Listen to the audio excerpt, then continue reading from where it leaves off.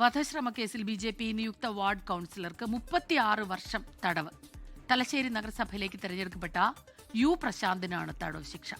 CPIM പ്രവർത്തകൻ P രാജേഷിനെ വധിക്കാൻ ശ്രമിച്ച കേസിലാണ് ശിക്ഷ ലഭിച്ചത്. തലശ്ശേരി നഗരസഭയിലെ മുൻ കൌൺസിലറും ഒപ്പം തന്നെ CPIM പ്രവർത്തകനുമായ കോടിയേരി കൊമ്മൽ വയലിലെ പി രാജേഷിനെ വീട് ആക്രമിച്ച് വധിക്കാൻ ശ്രമിച്ച കേസിലാണ് BJP കൊമ്മൽ വയൽ വാർഡ് നിയുക്ത കൌൺസിലറായിട്ടുള്ള ഈ പി രാജേഷിന്റെ ഈ പ്രശാന്ത് ഉൾപ്പെടെ 10 പേർ BJP പ്രവർത്തകർ കുറ്റക്കാരാണെന്ന് കോടതി കണ്ടെത്തിയിരിക്കുന്നത്.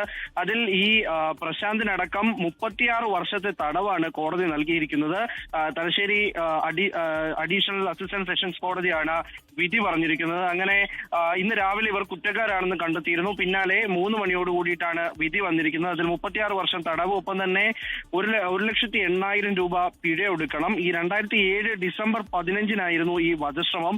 അതിനുശേഷം ഈ കഴിഞ്ഞ തെരഞ്ഞെടുപ്പിൽ അദ്ദേഹം മത്സരിക്കുകയും ചെയ്തു. കൊമ്മൽ വയൽ ഡിവിഷനിൽ നിന്ന് തന്നെയാണ് മത്സരിച്ചത്. അവിടെ CPIM-നെ പരാജയപ്പെടുത്തിക്കൊണ്ടാണ് അദ്ദേഹം ജയിച്ചു കയറിയത്. ശേഷം ഈ സത്യപ്രതിജ്ഞയൊക്കെ അടുത്തിരിക്കുന്നതിനിടയിലാണ് ഈ കേസിന്റെ അന്തിമ വിധി വരുന്നത്. വിധിയിൽ 36 വർഷത്തെ തടവ് കൂടി ലഭിക്കുകയും ചെയ്യുന്നുണ്ട്.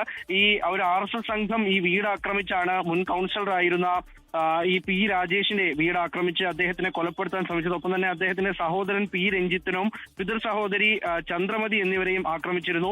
ബോംബ് എറിഞ്ഞ് ഭീതി സൃഷ്ടിച്ച ശേഷമാണ് രാജേഷിനെ വെട്ടിക്കൊല്ലാൻ ശ്രമം നടത്തിയത്. ഇദ്ദേഹത്തിന് ഗുരുതരമായി പരിക്കേറ്റിരുന്നു.